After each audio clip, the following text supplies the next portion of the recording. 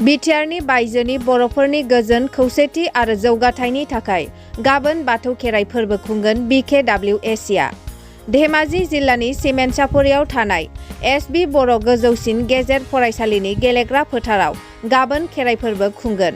मख'जाथावदि बिटिआरनि बायजोनि बर'फोरनि गोजोन खौसेथि आरो जौगाथायनि थाखाय थांनाय 2022 मायथाइनिफ्राय BKWACआ खेराइ फोरबोखौ खुंजेनदोंमोन।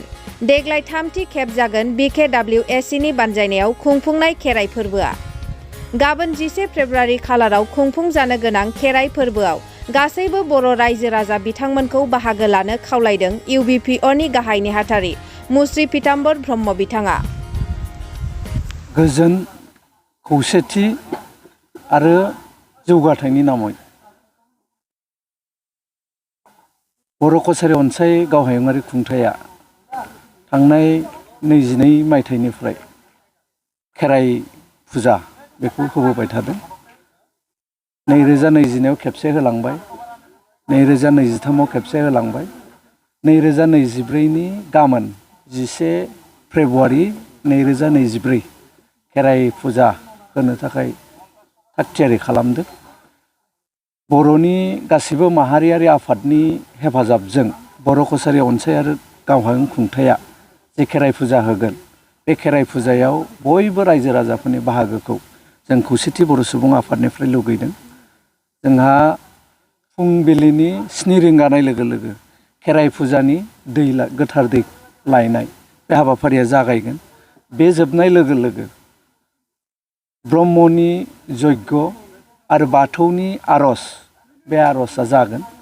बाथौ आर'ज आरो ब्रह्मनि यज्ञ जोबनाय लोगो लोगोनो खेराइ फुजानि जे हाबाफारि, बे हाबाफारिया जागोन आरो बे हाबाफारिया सानसेनि थाखाय सोलिबाय थागोन। जोङो खौसेथि बर' सुबुं आफाद आरो बर'नि गासैबो माहारियारि आफाद जयै बिटिआरनि बायजोआव थानाय बर'फोरनि खौसेथि जौगाथायनि मुङै जोङो जि खेराइ फुजा होदों, बे खेराइ फुजायाव जोंनिफ्राय जों मोनथिनो मोनदों, रायजोफोरजों जोङो सावरायनानै मोनथिदों, फ्राय 12,000 सुबुंफोर बेयाव बाहागो लाफैदों। जोङो नायदों जे खौसेथि बर' सुबुं आफादनि जि 1 नम्बर दाबि बर' कछारी अनसाय गावहायुङारि खुंथाय मोनसे सोमजिनाय, बेखौ जोङो मोनदों। मोननाय लोगो लोगो बिनि उनाव गसाइनि मुं लानो आरो गसाइनि खाथियाव जोंनि जि हास्थायनाय, बे हास्थायनायखौ मोननायनि थाखाय जों गसाइखौ साबायखर बावनो आरो गसाइखौ सिबिनो थाखाय सिगां बर' कछारी अनसाय गावहायुङारि खुंथायनि दैदेननायाव खेराइ फुजाखौ जोङो होग्रोदोंमोन। एबार बोसोरथाम जाबाय। दा बोसोरथाम हिसाबै एबार खेराइ फुजाया बर' कछारी अनसाय गावहायुङारि खुंथाया जोबथि खेबनि थाखाय होगोन। जोङो हास्थायदों जेरैहाय जोङो आनान गसाइनि अननायाव बर' कछारी अनसाय गावहायुङारि खुंथाय मोनबाय, एखे रोखोमै एबार जोङो गसाइखौ सिबिगोन आरो गसाइनाव बोर बिनो लुगैदों।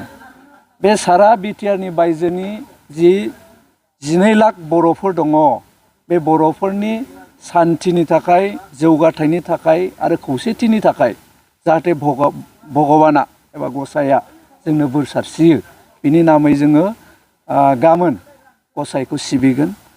जेसेबां बर'नि धोरोमफोर दङ, गासिबो धोरोमारि गौथुम आरो गुबुन गुबुन धोरोमखौ बिसास खालामग्रा गासैबो बर' सुबुंफोरखौ बे हाबाफारियाव बाहागो लानो थाखाय जोङो मिरु खौसेथि बर' सुबुं आफादनिफ्राय खावलायदों।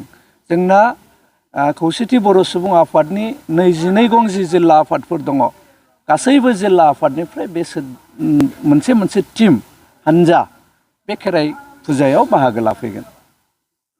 खेराइ फुजायाव गासै बेसेबांसो सुबुङा जमा जागोन? जोङो 12,000 सुबुं बेयाव गाबोन जमा जागोन। जोङो इतिमध्य जोंनि दखराफोरजों, जोंनि मिरुनि जेसेबां जिल्ला आफादफोर दङ आरो बर'नि जेसेबां माहारियारि आफादफोर दङ, बे आफादफोरजों जोङो सावरायबाय। 12,000 गाबोन बेयाव जोंनो रायजो राजाफोर जमा जागोन। ओनसोल हिसाबै रायजो राजाखौ मा खावलायगोन बाहागो लाफैनो? ओनसोलनि गासैबो रायजो राजाफोरखौ बर'नि सार्थआव, बर'नि जौगाथाय खौसेथि आरो सान्थिनि सार्थआव जि जोङो गासैबो धोरोमखौ लानानै सिबिनायनि मोनसे हाबाफारि लादों आरो बर'नि गुदि धोरोम खेराइ फुजा होनाय, बे बर'नि गोदो गोदायनि धोरोम बेखौ बेजों लोगोसे बर'नि बिसास जि बर'नि धोरोमफोर दङ जेरै जयगाहुति होनाय बाथौ आर'ज बे आर'जफ्राबो जिहेतु जागोन बेनिखायनो आं आसा खालामदों गासैबो रायजो राजाया जोंजों लैहोर लैहोर फैनानै बाहागो लागोन।